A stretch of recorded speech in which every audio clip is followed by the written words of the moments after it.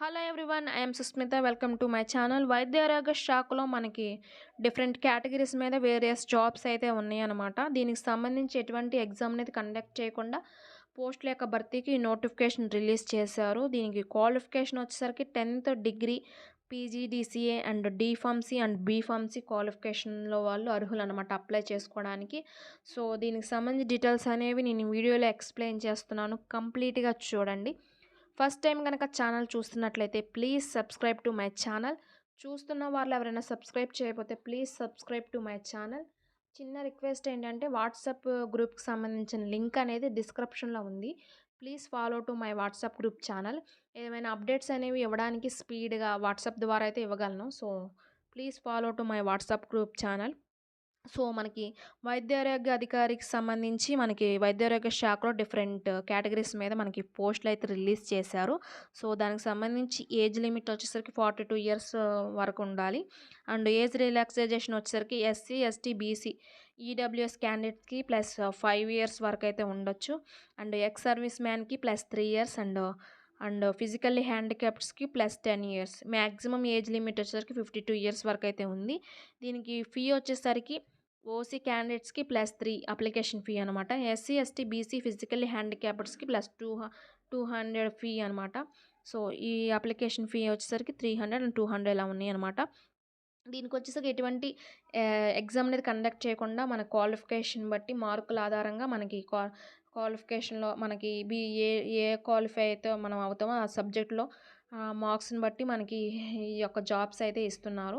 So ఇవి contracted based job అనమాట.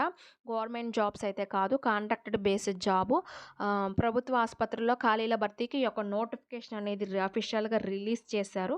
So ఈ కాంట్రాక్టెడ్ బేస్డ్ జాబే అని చెప్పి లైట్ తీసుకోమాకండి. ఎందుకంటే గవర్నమెంట్ జాబ్స్లో ఎటువంటి ఫెసిలిటీస్ ఎటువంటివి ఉంటాయో అన్నీ సేమ్ కాంట్రాక్టెడ్ బేస్డ్ జాబ్లో కూడా ఉంటాయి.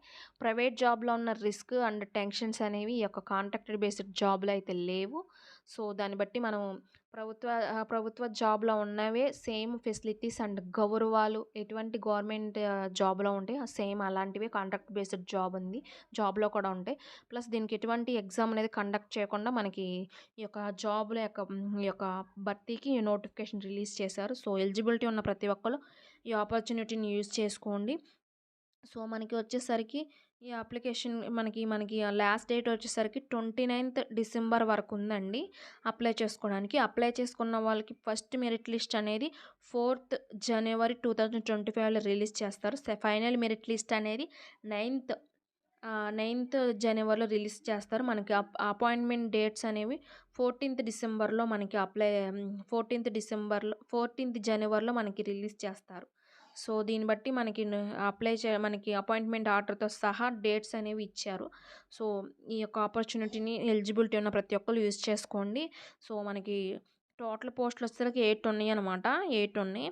So pharmacist and DO LGS మీద మనకి పోస్టులు అయితే ఉన్నాయి. ఫార్మసిస్ట్కి మనకి క్వాలిఫికేషన్ వచ్చేసరికి ఫార్మసీ అనేది అండ్ డిప్లొమా ఇన్ ఫార్మసీ చేసి ఉండాలి, లేకుంటే బీ ఫార్మసీ అయినా చేసి ఉండాలి. ఇంకా పారామెడికల్ బోర్డుకి సంబంధించిన రిజిస్ట్రేషన్ అయితే ఉండాలని అడుగుతున్నారు. నెక్స్ట్ డిఓకి వచ్చేసరికి ఒకటైతే ఉంది. దీనికి వచ్చేసరికి డిగ్రీ విత్ కంప్యూటర్ లేదా ఎనీ డిగ్రీ అనేది ఉండాలి. పీజీడీఏ మీద 1 year అనేది ఉండాలన్నమాట. ఎల్జిఎస్కి 10th క్లాస్ క్వాలిఫికేషన్తో అప్లై చేసుకోవచ్చు. సో ఇవన్నీ కాంట్రాక్ట్ బేస్డ్ జాబ్స్ అనమాట. సో అప్లై చేయడానికి లాస్ట్ డేట్ మళ్ళీ చెప్తున్నాను. ఇది ఆఫ్లైన్ విధానంలో అప్లై చేయాల్సి ఉంటుంది. లాస్ట్ డేట్ వచ్చేసరికి డిసెంబర్ 29th వరకు ఉందండి.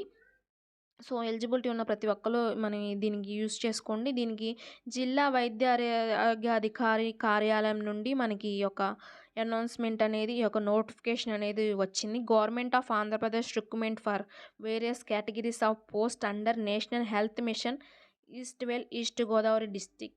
దీనికి సంబంధించి అఫీషియల్గా ఈ యొక్క నోటిఫికేషన్ అనేది రిలీజ్ చేస్తారు. దీనికి ఎలిజిబిలిటీ మనకి ఆఫ్లైన్ విధానంలో మనం డిస్టిక్ మెజిస్ట్రేట్ కాకినాడ దీనికైతే మనం ఈ అడ్రస్కి మనం అప్లై చేయాల్సి ఉంటుంది. ఆఫ్లైన్ విధానంలో ఈస్ట్ గోదావరి వాస్తవ్యులు ఎవరైతే ఉన్నారో వాళ్ళైతే అర్హులు అనమాట దీనికి అప్లై చేసుకోవడానికి. ఇది అఫీషియల్లీ జిల్లా వైద్యాధికారి కార్యాలయం నుండి మనకి ఈ యొక్క నోటిఫికేషన్ యొక్క అప్డేట్స్ అయితే వచ్చాయి. So please subscribe to my channel and and follow to my WhatsApp group channel. Thank you so much.